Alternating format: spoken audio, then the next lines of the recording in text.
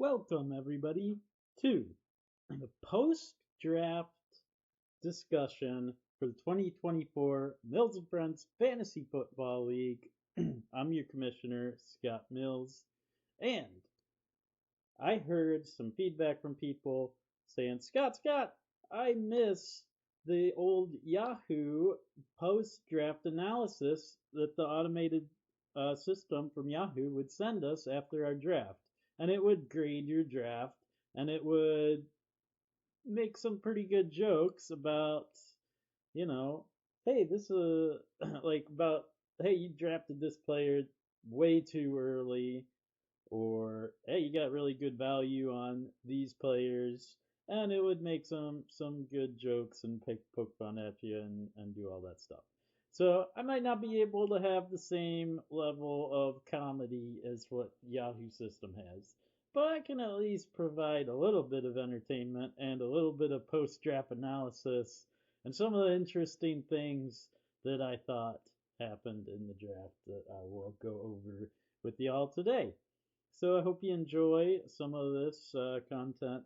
And if you want me to do anything else or have any feedback for me, you can let me know, and I would always appreciate that. Um, but yeah, I mean, I can't live up to like Heather's dad Don was telling me uh, how his wife Holly participated in the league several years ago now, and she was one of the last place teams in the league, unfortunately, for her. And the team name that she had was Cinnamon Rolls or something like that, because Heather's guinea pig that they had at the time, its name was Cinnamon.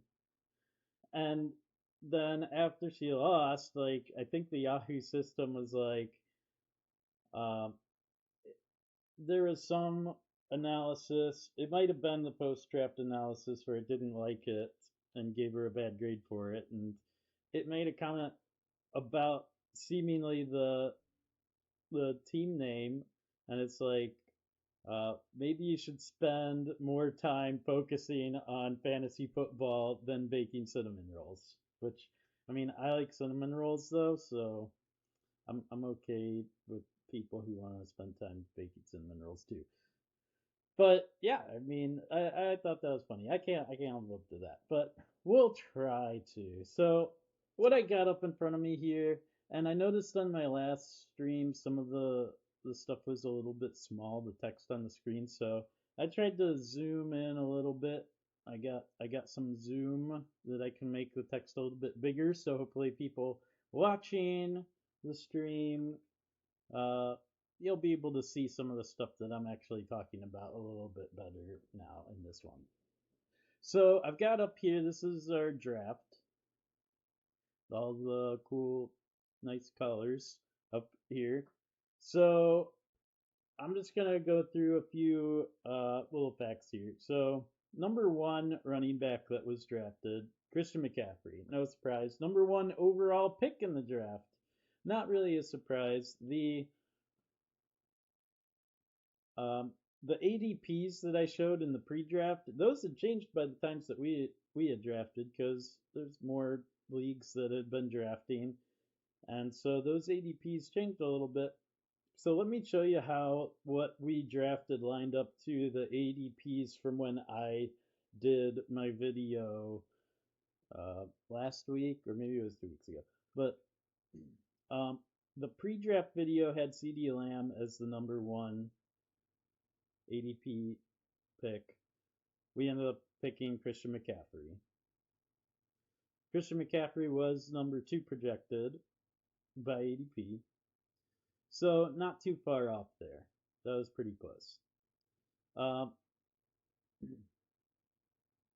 and then it had CD Lamb pre-draft was actually picked fourth in ours, so kind of a fall there. But by the time we were drafting, CD Lamb's ADP was actually, I think, three behind both Christian McCaffrey and Tyreek Hill. And Tyreek Hill was the second player drafted. And pre draft, he was ranked number 3.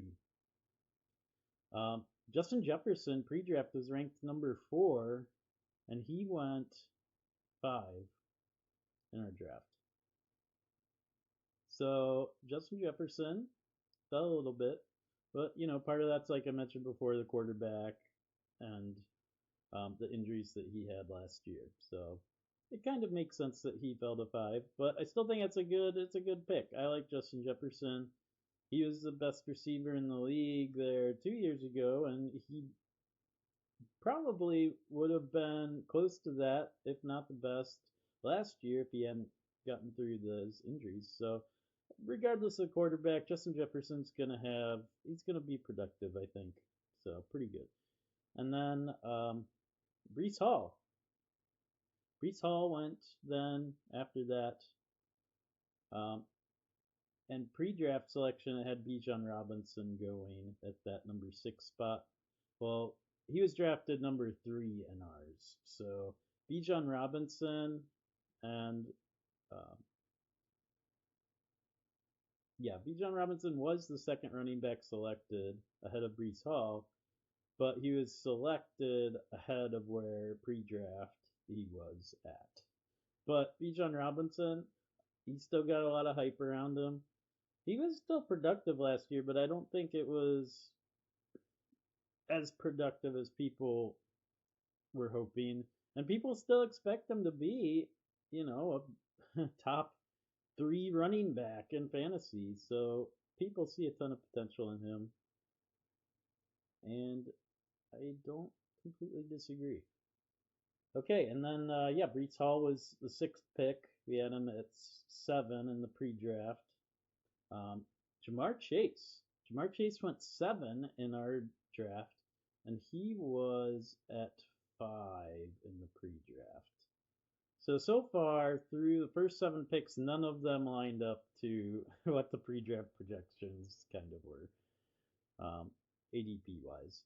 But then you get into the 8th and 9th picks, and those lined up exactly. So with Dominic going with Amon-Ra St. Brown at number 8, and pre-draft he was number 8 in the ADP. And then A.J. Brown, number 9 in ADP pre-draft, and I picked him at number 9. And then there were 2 players which were not in the top 12 pre-draft that ended up getting picked in the top 12, and they were borderline. They were right there anyway. So I wouldn't say that these were like big reaches by any stretch at all. So with Garrett Wilson with the Jets, he went number 10. Jonathan Taylor went 11. Pre-draft he was 10. And then Saquon Barkley was the 12th pick. And then Kyron Williams and Jahmyr Gibbs in the pre-draft were 11 and 12, and they fell to the second round, but not far into the second round. So that's just a little bit about where things stacked up from last week to this week. First running back off the board, Christian McCaffrey. First wide receiver, Tyreek Hill. Pretty easy to figure out there. Let's take a look at the first quarterback that went off the board was Josh Allen in the second round. Now, the Bills did lose Stephon Diggs. Is that going to hurt Josh Allen's production? We'll see. Josh Allen, he's got pretty good running with his legs as well, so there should still be pretty good production there from him. Eggball, he usually has pretty good seasons of fantasy football, so he's got a couple of championships in our league, I think. So you can't criticize too much there with what he's doing. First tight end off the board, Travis Kelce, as per the usual. He goes in the second round as well. Later in the second round, he's only 4 picks away from falling to the third round, but he's still got that second round appeal with Patrick Mahomes throwing to him and those Super Bowl rings that the Kansas City Chiefs have earned. So there's that. Now let's take a look and see what was the first kicker taken. So we'll do kicker and defense. We got Justin Tucker down here in the 8th round. It's always kind of fun, the sleeper app, when you pick it. It goes, what? What the? I when you pick, I don't know if it always does that, the first kicker that gets selected, because the last two, like we've used sleeper app for the last 2 years as well. And I think a kicker went around this 8th to 9th round in both of in all the years that we've done it. So all 3 of the years that we've done it, and it always makes that sound. And it also did it for Harrison Butker. So I don't know if it's just a thing where it's if any kicker is selected in the first 9 rounds, it will do that sound. Um, or where that limit is, I'm not sure. To where it doesn't think that that's a crazy pick. Um, but hey, you know what? Best kicker, you know you're gonna get pretty steady production out of the kicker spot with either of those kickers. And then the third kicker didn't go until 2 rounds later in the 11th round, where I picked Evan McPherson. And then defenses, so it was coming back around. The 49ers, so a big run on defenses happened, uh, where we had 5 of them picked, like in this little stretch here of essentially what is 1 round. We had like five defenses go. Um, and the 49ers, and they're the top ranked defense. Again, they always have an excellent defense, so not a bad choice at all for defense. So that's the first of each position that was drafted. Let's take a look at who is the last person to select a running back. So we got, okay. I'm going to look here at the columns. I see running back, running back, running back. Oh, here's a 4th round running back, S.G. Mills. Let's see, did anybody pick a running back later than the 4th round? I see. Now, Brett, he also did a 4th round, but it was 4 picks before Sean's. And then I also did not pick a running back until the 4th round. So 3 people did not take running backs until the 4th round. It's kind of interesting. And let me scroll over. That's the only thing with the zoomed in thing. I have to scroll down and then scroll left or right in order to look here. Yeah, I think, yeah. So Sean was the last person to draft a running back with Joe Mixon, and that was a 4th rounder. And then he proceeded to pick 2 more running backs after that, and he's the one that went after Nick Chubb. He knew that he was going to go around this area. I was probably going to pick him. I don't know about everybody else, but I was probably going to pick him if it came back around to me. I didn't expect Chubb was going to make it back around to me because I figured that somebody in this big stretch of people before I picked again was going to take him. And yep, Sean, one of the many Browns players that he picked in this. I'm just kidding. It was just 3, but 3 Browns players, that's quite a bit to pick 3 guys from the same team. So that was running back. Let's see, who is the last person to pick a wide receiver? So I see pretty early on most of these people. Here's one. 4th round, Stephon Diggs from Will Sterling, otherwise known as Iqbal Wheat. Yeah, let's see if any of these last couple. Yeah, these ones were 3rd round. So yeah, Will Sterling with Stephon Diggs. So wide receiver in the 4th round. So he's the only one that went with the 0 wide receiver strategy until the 4th round. And then he went and picked the next 3 picks after Stephon Diggs were also receiver. So interesting there. Now let's take a look at quarterback. Quarterback. Who is the last person to pick a quarterback? So we've got a fifth round here with Joe Burrow. We got 3, all the way down at the eighth round for Sean with Brock Purdy. That one's pretty late. That might be it. 4. We got 2, 3, 7, or seventh rounder for Dominic. Fifth round for me. You've got another eighth rounder here. But that was before, because at this eighth round it was coming back to the left, so Brock Purdy was after that. Let's scroll down. Let's see. Anybody else? Anybody else? Oh, look here. Chance on ninth round, the end of the ninth round. Tua Tagovailoa, last team to select their first quarterback. So Tua Tagovailoa to Chance. Last quarterback. Let's take a look at the tight ends then now. Let's see here. We've got a seventh rounder, Evan Engram here. Oh, look at over here. I think I won this one. 10th round. I didn't pick a tight end until the 10th round. And that's the only tight end that I have is Dalton Schultz from Houston. So hopefully Dalton Schultz does pretty good. I don't think anybody took nobody took a tight end first later in the 10th round. That was pretty late for that. Okay, so let's see. Kicker and defense. Let's see here. I did notice something. I kind of know. AK-19 Fritz. Let's look for where the purple or the brown is, because purple's the kicker and the brown is for the defense. Let's see. Let's see here. Where's the purple? Where's the purple and the brown? I don't see it.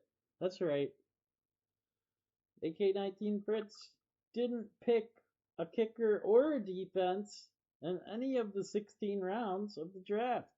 It's like, I'm going to play this season on hard mode. I'm going to beat everybody else. I'm going to show everybody that kickers and special teams / defense, they don't matter at all. I don't need them. No, I'm sure that he will, at some point in the next week before the first week of games happens, will cut 2 of these people and pick up a kicker and a defense at some point. But that's a very interesting strategy. I'm not sure that I've ever seen where somebody did not fill out all of the starting position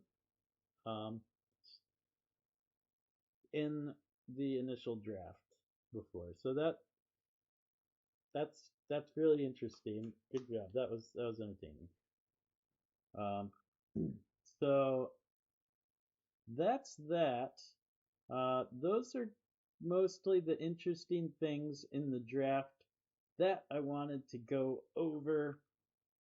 I'm probably not gonna do a power ranking type of a thing, in terms of that stuff.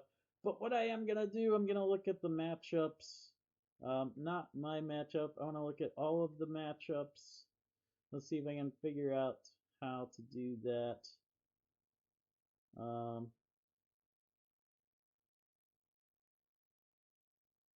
Here we go. Okay. So let's take a look at some of these matchups here. I don't want to make this video too long. I'm already pushing 20 minutes, which is kind of the maximum that I want to be doing. So let's take a look and see here. We've got Green Monsters projected to beat Team Shaq right now. I know that these numbers, in the end, there's going to be a player that does really awesome and it's going to skyrocket these numbers, or there's going to be guys that are supposed to do really well that are just going to have a stinker of a game. And these projections don't mean a whole lot. But I like to be like, you know what? I'm projected to win by 2 points.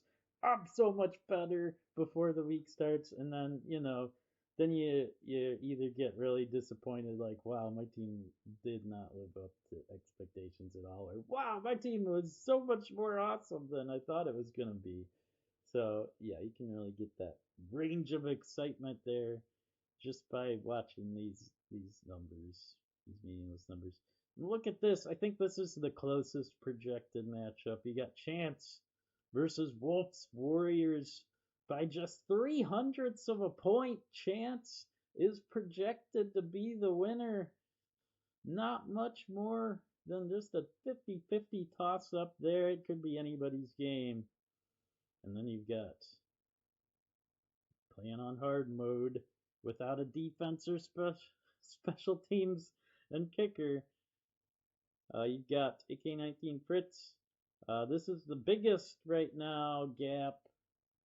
You've got Eggball Elite projected to win by 10, 20 points here. But, you know, if he picks up a kicker in the defense slash special teams, that gap will close quite a bit more. So far, Eggball Elite has the highest projected score that we've seen at 114 of any of the teams. And then we've got Team Mills Cards, which is my dad, projected to beat Team Emmy right now by about 8 points. And a similar situation, we've got a guy in the starting lineup right now for Team Emmy that's on the physically unable to perform list and projected to get like, it says like maybe 2 points, but she's probably going to be subbing in a better player there before the week 1 games start. So this number is probably going to come up, and this is going to be a much more even match as well. So that's why that one's a little bit off. And then right here you've got by 5 points. You've got Dominic. I don't think Dominic doesn't have Dallas's defense this year, does he? No, he's got Chicago's defense. Is there any Dallas players on this team? This team name, I don't know how much more sense it's making now. Let's see what kind of name you can come up with other than Jerry Jones. Thank you. Jerry Jones and the Dallas Cowboys defense was bailing them out last year. I think led to the playoffs, led them to the championship game last year with that amazing Dallas defense. And then, you know, that final week happened. But yes, projected to win week 1 against Sean's team. And then here, this last matchup, we see the newly named McCaff attack.